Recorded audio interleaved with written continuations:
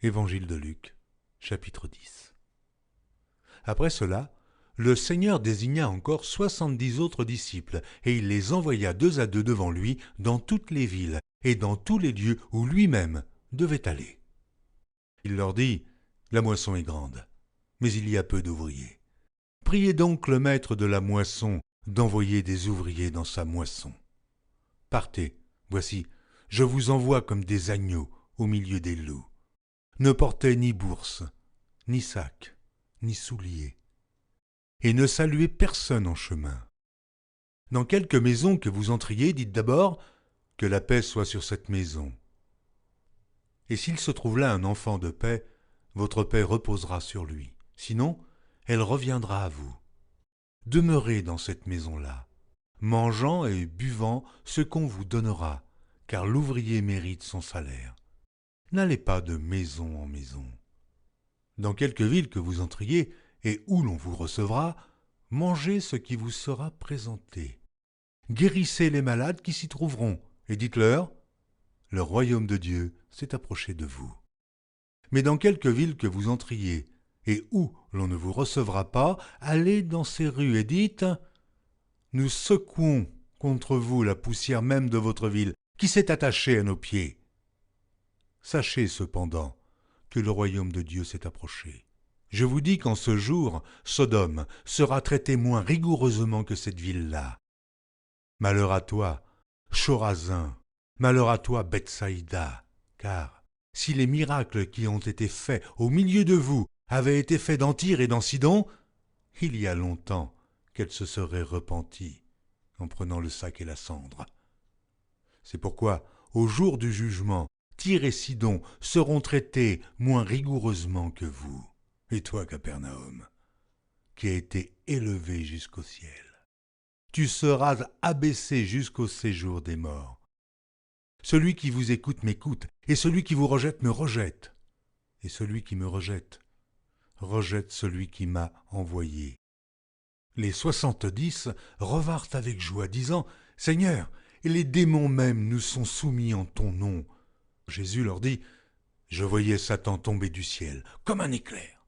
Voici, je vous ai donné le pouvoir de marcher sur les serpents et les scorpions, et sur toute la puissance de l'ennemi, et rien ne pourra vous nuire. Cependant, ne vous réjouissez pas de ce que les esprits vous sont soumis, mais réjouissez-vous de ce que vos noms sont écrits dans les cieux. » En ce moment même, Jésus tressaillit de joie par le Saint-Esprit, et il dit, « Je te loue, Père, Seigneur du ciel et de la terre, de ce que tu as caché ces choses aux sages et aux intelligents, et de ce que tu les as révélées aux enfants. Oui, Père, je te loue de ce que tu l'as voulu ainsi.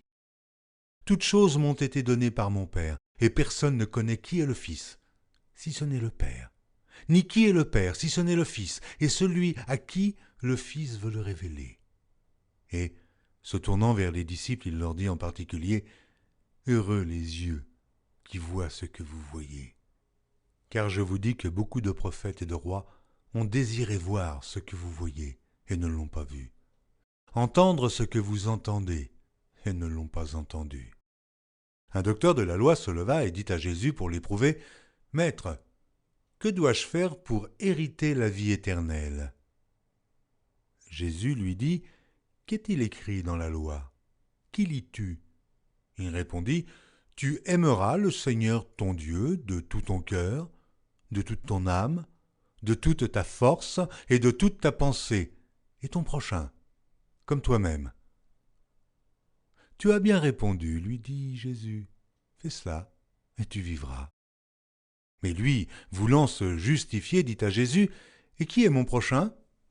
Jésus reprit la parole et dit, « Un homme descendait de Jérusalem à Jéricho. Il tomba au milieu des brigands qui le dépouillèrent, le chargèrent de coups et s'en allèrent le laissant à demi-mort. Un sacrificateur qui, par hasard, descendait par le même chemin, ayant vu cet homme, passa outre. Un lévite, qui arriva aussi dans ce lieu, l'ayant vu, passa outre. Mais un Samaritain qui voyageait étant venu là, fut ému de compassion lorsqu'il le vit. Il s'approcha et banda ses plaies, en y versant de l'huile et du vin, puis il le mit sur sa propre monture, le conduisit à une hôtellerie et prit soin de lui. Le lendemain, il tira 2 deniers et les donna à l'hôte et dit « Aie soin de lui, et ce que tu dépenseras de plus, je te le rendrai à mon retour. » Lequel de ces 3 te semble avoir été le prochain de celui qui était tombé au milieu des brigands ? C'est celui qui a exercé la miséricorde envers lui, répondit le docteur de la loi. Et Jésus lui dit « Va, et toi, fais de même. » Comme Jésus était en chemin avec ses disciples, il entra dans un village et une femme nommée Marthe le reçut dans sa maison. Elle avait une sœur nommée Marie qui, s'étant assise aux pieds du Seigneur, écoutait sa parole.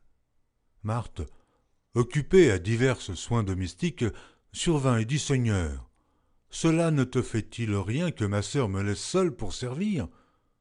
Dis-lui donc de m'aider. » Le Seigneur lui répondit « Marthe, Marthe, tu t'inquiètes et tu t'agites pour beaucoup de choses. Une seule chose est nécessaire. Marie a choisi la bonne part, qui ne lui sera point ôtée. »